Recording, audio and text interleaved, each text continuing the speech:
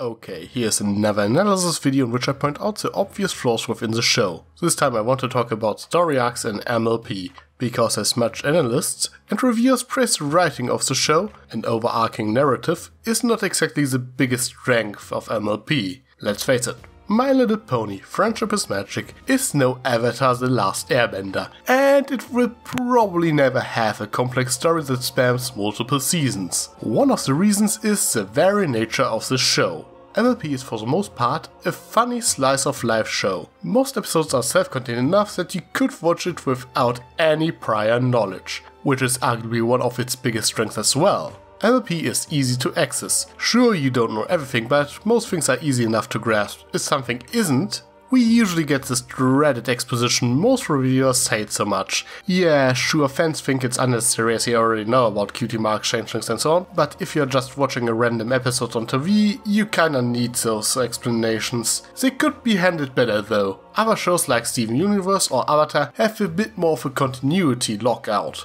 If you just watch a random episode of a later season, you probably feel a bit lost, even if it might spark your interest to check it out from the first episode onwards. It wasn't until MLP's third season that continuity became a bit more important to the show, with Discord's and Trixie's return. But it is important to keep in mind that Trixie and Discord never were actually meant to appear again. They only made it as they are fan favorites. And this is another difference.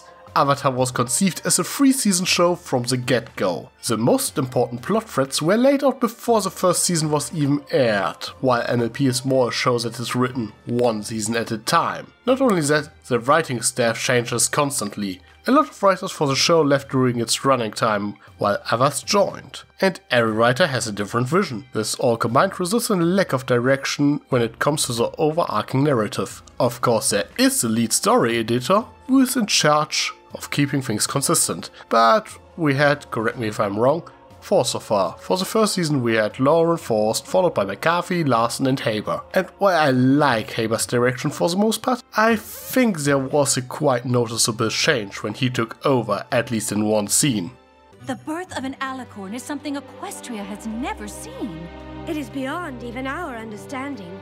Yeah, pretty much every reviewer tried to wrap their head around this line. Sure, the statement doesn't contradict anything in the show itself, but the fandom often assumes that the word of God is canon, and it does conflict with several things show writers said in the past and the journal of the two sisters, which is assumed to be canon as well. Okay, this line is still vague enough that it doesn't outright contradict the journal, but it just seems like such an odd thing to say, and it only opens up unnecessary questions. I'm just saying that if McCarthy was still in charge, this line would have never made the cut.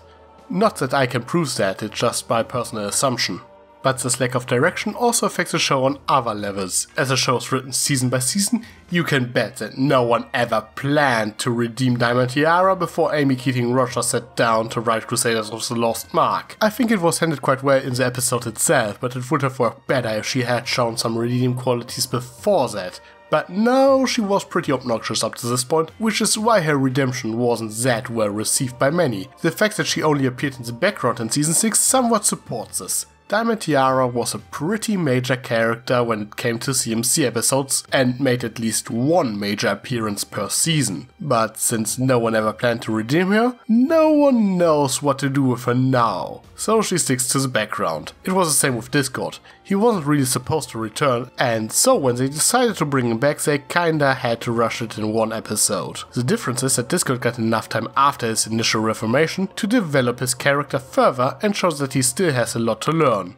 They probably had the same idea with Starlight, but the problem with her is that a lot of episodes simply ignored her existence. And of course there's this cutie map, which seems like it was going to be a longer story arc, but as it turns out it was only introduced as an excuse to send the main 6 to places they haven't been to so far. And it still feels really wasted on that. Yeah, we totally needed that map to send Rarity to Manhattan and Kent a lot. Now, with all that being said, this limitation in theory doesn't prevent the show to do season-long story arcs. In fact, MLP had something resembling a story arc in every season except 2, but the execution was rather lackluster for the most part, and mostly limited to 2-parters. In season 1 we had the Grand Galloping Gala that was teased throughout the season. It wasn't that plot heavy, they mentioned it here and there, and we got a decent payoff. Season 3 was about Twilight's ascension, and with that I mean they teased Darthroll's book at the end of the Crystal Empire and never brought it up again until Magical Mystery Cure. Season 4 is when the show got more ambition but failed miserably. It started with Twilight having problem to adjust to a new position and introduce that mysterious box. The princess part was ignored for most of the season, and while we had those episodes in which the main six acquired the keys, those episodes were unconnected to each other and would be no different if we were to cut out the key part. Not really something I would call an overarching narrative.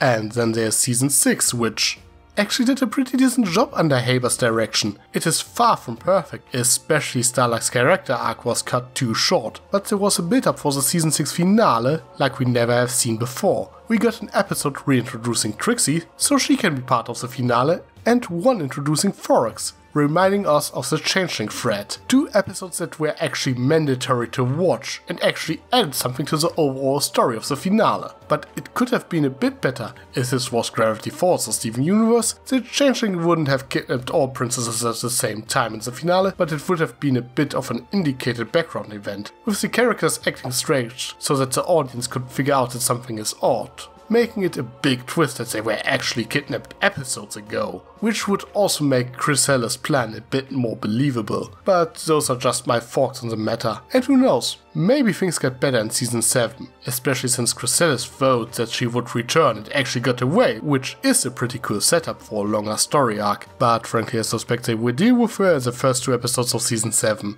But what about you? Would you like to see more overarching stories in MLP, or do you prefer the usual slice of life model? Let me know in the comments. I am Tricky Fox. Stay foxy. Sly as a fox, you got me under your spell. But you know I'll never tell that I know you know so well.